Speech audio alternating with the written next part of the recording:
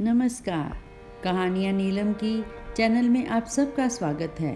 तो दोस्तों, कहानी शुरू करने से पहले कृपया आप मेरे चैनल को ज़रूर सब्सक्राइब करें और साथ के साथ ही बेल आइकन भी दबा दें ताकि अगली कहानियों की नोटिफिकेशन आपको आसानी से मिल सके। हमारी आज की कहानी है आत्मसम्मान की रोटी। माँ, तुमसे कितनी बार कहा है मेरे दोस्तों के सामने यूँ बार बार खांसी मत किया करो। अच्छा लगता है क्या? कोई घर में आए और तुम हर समय खांसती रहो। तुम्हें शायद पता नहीं, तुम्हारी खांसी की आवाज़ से परेशान होकर मेरे दोस्त यहाँ से जल्दी चले गए। और एक दोस्त तो यह भी कह रहा था कि उस दिन भी तुम्हारी माँ बहुत खांस रही थी। अब तक उनकी खांसी गई नहीं क्या? कहीं उन्हें गंभीर रोग तो नहीं? हमें यहाँ आना बंद करना पड़ेगा। और हितेश, तेरे परिवार का ध्यान रख, वरना कहीं इनकी वजह से तेरे परिवार को कुछ रोग ना हो जाए। माँ, आप अपने कमरे से ज़्यादा बाहर मत निकला कीजिए। हितेश गुस्से में अपनी माँ कलावती जी से बोला। पीछे से हितेश की पत्नी सीमा भी बोली, हितेश, मैं तो तुम्हारी माँ को समझा समझा कर थक गई, मगर इनके कानों तो जूं तक नहीं रेंगती। पूरे घर में यूं ही खांसते खांसते घूमते रहती हैं। इन्हें तो इतना भी नहीं पता कि मुंह पर हाथ रखकर खांसी करनी चाहिए। घर में दो छोटे छोटे बच्चे भी हैं, कम से कम इनके बारे में ही सोच लेती। मगर नहीं, इन्हें अपने कमरे में एक जगह बैठा ही नहीं जाता। कलावती जी बोली, तुम दोनों के पास ना तो मेरे लिए समय है और ना मेरे लिए पैसे हैं। घर के इलाज कर कर के थक गई हूँ, मगर खांसी में कोई फ़र्क नहीं पड़ा। फिर भी तुम लोग मुझे अस्पताल लेकर नहीं जाते, उल्टा कहते हो कि खांसी मत करो। भला खांसी कोई जानबूझकर करता है क्या? कितनी बार कहा मुझे डॉक्टर को दिखा आओ, मगर तुम दोनों को अब इस बुढ़िया की फिक्र कहाँ है? सीमा हाथ जोड़कर बोली, माँ, आप अपने कमरे से बाहर मत निकला कीजिए, बस इतनी मेहरबानी कीजिए। हाँ, नहीं है हमारे पास आपके लिए पैसे। मेरे भी दो बच्चे हैं, उनकी जिम्मेदारियां पूरी करें या आपके पीछे पैसे लुटाएं। आपको तो बस बैठे बैठे मुफ्त की रोटी तोड़नी आती है। काम की न काज की, दुश्मन अनाज की। कलावती जी बोली, बहू, अब तक तो सारे घर का काम तुम मुझसे ही करवाती आई हो। तुमने तो सिर्फ बच्चे बड़े करने में अपनी उम्र बिताई है, मगर मैंने इस मकान को घर बनाने में अपनी उम्र बिताई है। घर का एक एक कोना सजाया है मैंने। घर की साफ सफाई से लेकर रसोई भी संभालते आई हूँ मैं, मगर आज जब इतने दिनों से यह बुढ़िया खासे जा रही है तो किसी को रत्ती भर भी फिक्र नहीं है मेरी। हितेश बोला, माँ, सीमा बिल्कुल सही कह रही है। अब आपकी तो उम्र हो चली है, मगर मेरे बच्चों के सामने तो उनका पूरा भविष्य पड़ा है। आपको तो अब भगवान उठा भी ले तो कोई बात नहीं। कलावती जी बोली, वाह बेटा, अच्छा सिला दिया है तूने मेरी ममता का। अच्छा हुआ तेरे बाबूजी मुझसे पहले ही इस दुनिया से चले गए, वरना अगर आज वह ये सुनते तो जीते जी मर जाते। हमने जब तुझे पाला पोसा तो कभी तेरे दादा दादी को नज़रअंदाज नहीं किया, क्योंकि तेरे आने से उनकी अहमियत कम नहीं हो गई थी। माना इंसान पर अपने बड़ों और अपने छोटों दोनों का बार होता है, मगर इसका अर्थ कदापि यह तो नहीं कि वह बुड्ढों को मरने के लिए छोड़ दे। मगर आज तूने यह सब कहकर यह साबित कर दिया कि तुझे और बहू को मेरी बिल्कुल भी परवाह नहीं है। कलावती जी अपने कमरे में जाकर रो पड़ी। भला कोई बेटा अपनी माँ को ऐसे कड़वे शब्द कैसे बोल सकता है? अभी 4 दिन पहले ही की तो बात है, जब कलावती जी अचानक सीमा के कमरे में पहुंच गई थी। तब अचानक कलावती जी को देख सीमा के हाथों से हड़बड़ाहट में सोने की चैन का डिब्बा गिर गया, जिस पर लिखा था, हैप्पी बर्थडे सीमा, ये गिफ्ट तुम्हारे प्यारे पति की तरफ से। सीमा ने फटाफट गिफ्ट उठाया और अलमारी में रख दिया और सकपकाकर बोली, माँ जी, आप क्यों मेरे कमरे में आ गई? क्या काम था, मुझे बाहर ही बुला लिया होता। कलावती जी बिना कुछ बोले अपने कमरे में आ गई और सोचने लगी, बेटे के पास अपनी पत्नी को सोने का उपहार देने के लिए पैसे हैं, मगर माँ का इलाज करवाने के लिए नहीं। क्या शादी के बाद बेटा इतना बदल जाता है? क्या बहू का अपनी सास के प्रति कोई फर्ज नहीं? आज मैं बेटे पर इतनी बोझ बन चुकी हूँ कि वह मेरे मरने का इंतज़ार कर रहा है। आखिर मुझ पर बेटे का कितना खर्च हो जाता होगा। लगभग 4 या 5 साल से मैंने तो एक साड़ी भी नहीं खरीदी है। उल्टा घर का सारा काम करती हूँ, वह अलग। फिर भी मैं इन दोनों पर बोझ बन चुकी हूँ। यह सोचकर वह बहुत रो रही थी। इतने अपशब्द सुनने के बाद उनकी हिम्मत हारने लगी थी। उन्हें हितेश के बचपन के दिन याद आ गए। हितेश माँ कलावती जी और पिता रघुवीर जी का लाडला बेटा था। रघुवीर जी कहते, देखना कलावती, एक दिन हितेश पढ़ लिख कर हमारा नाम रोशन करेगा। हितेश केवल 10 वर्ष का था और रघुवीर जी का निधन हो गया, मगर कलावती जी ने सिलाई कढ़ाई का काम कर हितेश की पढ़ाई पूरी करवाई। आगे चलकर हितेश का पढ़ाई में मन नहीं लगता था। उसने जैसे तैसे पढ़ाई तो पूरी कर ली, मगर नौकरी नहीं की और खुद का व्यवसाय खोला। कलावती जी ने हितेश की शादी करवा दी। शुरुआती दिनों में तो सब सही चल रहा था, मगर धीरे धीरे बहू सीमा ने अपने असली रंग दिखाने शुरू कर दिए। 2 बच्चों के जन्म के बाद उसने घर के काम करना तो दूर, काम छूना तक छोड़ दिया। घर के सारे काम की जिम्मेदारी उसने कलावती जी के कंधों पर डाल दी। कलावती जी के कुछ भी कहने पर सीमा का बतंगड़ बना देती थी और हितेश के कान भर देती थी। धीरे धीरे हितेश भी सीमा के रंग में रंगने लगा और कलावती जी को जो मुंह में आता वह बकने लगता। कलावती जी तो बहुत पहले से ही अकेली हो चुकी थी, मगर आज इतने कड़वे शब्द उसने सहन नहीं हो रहे थे। उनका रो रो कर बुरा हाल हो रहा था कि पास रहने वाली उनकी सहेली कमला घर आई।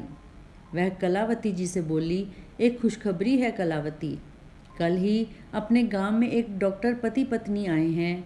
सुना है विदेश से आए हैं, जो हम जैसे बूढ़ों का इलाज मुफ्त में कर रहे हैं। उनके साथ उनका 6 साल का बेटा भी है। सुना है थोड़े दिन यहाँ भारत ही रहेंगे ताकि हम जैसे बूढ़ों का मुफ्त इलाज कर सकें। कलावती जी खुश होकर बोली, क्या वे मेरा इलाज करेंगे कमला? कमला बोली, मैं अभी सुबह ही उनसे अपना इलाज करवा कर आ रही हूँ कलावती, तू अभी चल मेरे साथ, तुझे भी बहुत समय से खांसी है। कलावती जी भी कमला के साथ उस डॉक्टर दंपति के पास पहुँचती हैं और अपना इलाज करवाती हैं। उनमें से जो लेडी डॉक्टर थी वह कलावती जी से कहती हैं, माँ जी, आपको एलर्जी वाली खांसी हो गई है, आपको धूल मिट्टी से थोड़ा दूर रहना होगा, इसलिए आप घर में साफ़ सफाई के काम से थोड़ा दूर रहिएगा और अगर सफाई करनी भी पड़े तो मुंह पर रुमाल लपेट कर कीजिए। कलावती जी कहती हैं, मेम साहब, मैं धूल मिट्टी से कैसे दूर रह सकती हूँ? मेरी बहू घर के ऐसे काम बिल्कुल नहीं करती है, ऐसे सारे काम तो मुझे ही करने पड़ते हैं और मुंह पर रुमाल लपेटकर तो मेरा दम ही घुट जाएगा। डॉक्टर साहिबा बोली, कलावती जी, आपको इस उम्र में बहू के होते हुए ये सब कामों से थोड़ा दूर ही रहना चाहिए। अब देखिए आपको कितनी ज़्यादा खांसी हो गई है जो रुक ही नहीं रही। फ़िलहाल मैंने आपको दवाइयाँ दे दी हैं, मगर आपको 1 हफ्ता रोज़ यूं ही मेरे पास आना पड़ेगा ताकि मैं आप में हो रहे बदलावों को देख पाऊँ। आप शायद जानती नहीं, 1 महीने से ऊपर की खांसी जानलेवा भी हो सकती है। कलावती जी बोली, डॉक्टर साहिबा, वैसे भी जान की किसको पड़ी है? मेरी जान अगर चली भी गई तो मेरी परवाह करने वाला इस दुनिया में है ही कौन? खांस खांस कर बुरा हाल हो गया था, इसलिए आ गई इलाज करवाने, वरना अपने आप से लगाव तो कब का ख़त्म हो चुका है। लेडी डॉक्टर को कलावती जी की बातों से आभास हो चला कि वे बहुत दुखी हैं। कलावती जी अब रोज़ उनके पास जाने लगी। बातों बातों में पता चला कि उन डॉक्टर साहिबा का नाम रीमा है और वे दोनों पति पत्नी यहाँ गांव में थोड़े दिनों समाज सेवा करके वापस अमेरिका लौट जाएंगे। कलावती जी की रीमा से अच्छी दोस्ती हो गई थी। उनकी खांसी में भी आराम पड़ गया था। रीमा प्यार से कलावती जी का बा नाम से संबोधित करती। कलावती जी डॉक्टर रीमा के बेटे वरुण को भी खूब प्यार करती और कभी कभी उसके लिए घर से कुछ पकवान बनाकर भी लाती जो वरुण को बहुत पसंद आते। कलावती जी ने डॉक्टर रीमा को सब कुछ बता दिया था कि उनके बेटे बहू उनसे कैसा व्यवहार करते हैं। कलावती जी बोली, रीमा जी, यदि आप ना होती तो मैं शायद एक कमरे में हमेशा के लिए बंद हो जाती, क्योंकि मेरे पास बिल्कुल पैसे नहीं हैं और मेरा बेटा बहू तो मुझ पर चवन्नी भी खर्च नहीं करना चाहते। रीमा बोली, माँ जी, ऐसे बेटे बहू को जो आपको सबक जरूर सिखाना चाहिए। कलावती जी बोली, बेटा, अब इस उम्र में मैं क्या सबक सिखा पाऊंगी। रीमा बोली, माँ जी, आज की दुनिया में सभी को आत्मनिर्भर होना बहुत ज़रूरी है ताकि वह किसी पर निर्भर ना रहें, और ऐसे बेटे बहू को भी ये दिखा देना चाहिए कि वे अपने माँ बाप को कभी कमज़ोर समझने की गलती ना करें। कलावती जी को रीमा की यह बात बिल्कुल सही लगी। रीमा कलावती के जाने के बाद सोचने लगी, काश मैं बा की कुछ मदद कर पाती। वरुण कलावती जी के साथ बहुत घुल मिल गया था। ये देखकर रीमा ने कलावती जी से हमेशा के लिए अपने साथ अमेरिका चलने के लिए कहा। रीमा बोली, माँ जी, हम दोनों दंपति का तो अस्पताल में ही पूरा दिन बीत जाता है। अगर आप वहाँ आकर मेरे बेटे रसोई का काम संभाल लें तो आपकी इनकम भी शुरू हो जाएगी और आपको यहाँ आपके ऐसे बेटे बहू के आगे कभी हाथ भी नहीं फैलाने पड़ेंगे। कलावती जी पहले तो सोच में डूब गई, क्योंकि उन्होंने इस घर को अपने 60 साल दे दिए थे, मगर फिर भी बेटा बहू उनके नहीं हो पाए थे। वैसे भी ऐसे बेटे बहू के साथ रहकर अपना सम्मान खोने से बेहतर यही था कि डॉक्टर साहिबा के साथ जाकर आत्म सम्मान की रोटी खाना। कलावती जी ने तुरंत हामी भर दी। कलावती जी भी अब सम्मान की रोटी खाना चाहती थी। रीमा ने तुरंत उनका पासपोर्ट बनवाने की तैयारी शुरू कर दी। रीमा ने कलावती जी में एक आस जगाई थी, जिससे कलावती जी बहुत खुश थी। रीमा के पति विवेक वापस अमेरिका जा रहे थे। रीमा कलावती जी को साथ लेकर जाना चाहती थी, बस पासपोर्ट बनने का इंतज़ार हो रहा था। थोड़ी समय में सारी प्रक्रिया ख़त्म हो गई और कलावती जी हमेशा के लिए रीमा के साथ वहाँ अमेरिका चली आई। सीमा बोली, अच्छा हुआ बला टली, वैसे भी बुढ़िया यहाँ मुफ्त की रोटियाँ तोड़ती थी। कलावती जी अमेरिका जाकर वहाँ रच बस गई। पूरे दिन वरुण और रसोई संभालती और बदले में पैसे और सम्मान दोनों पाती। कलावती जी के खुद के बेटे बहू ने कभी उनकी खबर तक नहीं ली, मगर यहाँ दोनों डॉक्टर पति पत्नी ने कलावती जी को माँ की तरह सम्मान दिया। रीमा ने कलावती जी को अपनी माँ जैसा प्यार दिया। यहाँ आकर कलावती जी ने भी कभी अपने स्वार्थी बेटे और बहू को याद नहीं किया। लगभग 15 वर्ष हो गए कलावती जी को अमेरिका में। एक दिन अचानक उनके बेटे हितेश का उन पर फ़ोन आया और वह रोते हुए बोला, माँ, तुम्हारी बहू सीमा को ब्लड कैंसर हो गया है और मैं बहुत मुसीबत में हूँ। शायद हमने जो तुम्हारा हर पल तिरस्कार किया, यह उसी की सज़ा है। माँ, मुझे माफ़ कर दो। कलावती जी इतने सालों बाद बेटे की आवाज़ सुनकर कुछ देर तो कुछ बोली ही नहीं, मगर माँ कब तक अपने बेटे से नाराज़ रह सकती है। वे बोली, मेरे बचाए पैसों में से कुछ पैसे मैं तुझे भिजवा दूंगी ताकि तू सीमा का अच्छे से इलाज करवा पाए। हितेश बोला, माँ, बहुत मेहरबानी होगी आपकी। कलावती जी फ़ोन रखकर सोचने लगी। इतने सालों बाद बेटे का फ़ोन आया, वह भी ज़रूरत के लिए। खैर, उन्होंने रीमा से कहकर अपने अकाउंट से 3 लाख रुपए निकलवाए जो उन्होंने जमा कर रखे थे और भारत अपने बेटे को भिजवाए। सीमा का इलाज उन्हीं पैसों से करवाया गया। जो हितेश और सीमा कभी अपनी माँ को सम्मान न दे पाए, आज उन्हीं के कमाए पैसों से अपना काम करवा पाए। कलावती जी यहाँ अमेरिका में बहुत खुश थी, क्योंकि वह आत्मसम्मान की रोटी जो खाती थी, ना कि बेटे बहू के टुकड़ों पर पल रही थी।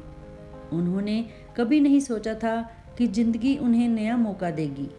वे तो यही सोचकर हिम्मत हार गई थी कि शायद अब पूरी जिंदगी बेटे बहू के ताने सुनने पड़ेंगे, मगर भगवान ने उन्हें फिर से नया मौका दिया था, नई जिंदगी दी थी जो वे आत्मसम्मान के साथ गुजर बसर कर रही थी। दोस्तों, हमें अपने घर के बूढ़ों और बुजुर्गों का बहुत सम्मान करना चाहिए, ना कि उन्हें इतना मजबूर कर देना चाहिए कि उनका प्यार हमारे प्रति हमेशा के लिए ख़त्म हो जाए। और कभी भी किसी को इतना कमज़ोर नहीं समझ लेना चाहिए कि वह तुम्हारे कहे बगैर कुछ नहीं कर सकता, क्योंकि जिस भगवान ने हम सभी को धरती पर भेजा है, उन्होंने हमारे भरण पोषण का भी इंतजाम रखा है। अपने घर के बड़े बूढ़ों को इतना मजबूर भी मत कीजिए कि उन्हें इस उम्र में अपने लिए आत्मसम्मान की रोटी की खोज में निकलना पड़े। इस कहानी के प्रति आपकी क्या राय है? तो दोस्तों, कमेंट बॉक्स में अपने कमेंट ज़रूर कीजिएगा और कहानी को ज़्यादा से ज़्यादा शेयर करें और साथ के साथ इसको लाइक भी करें।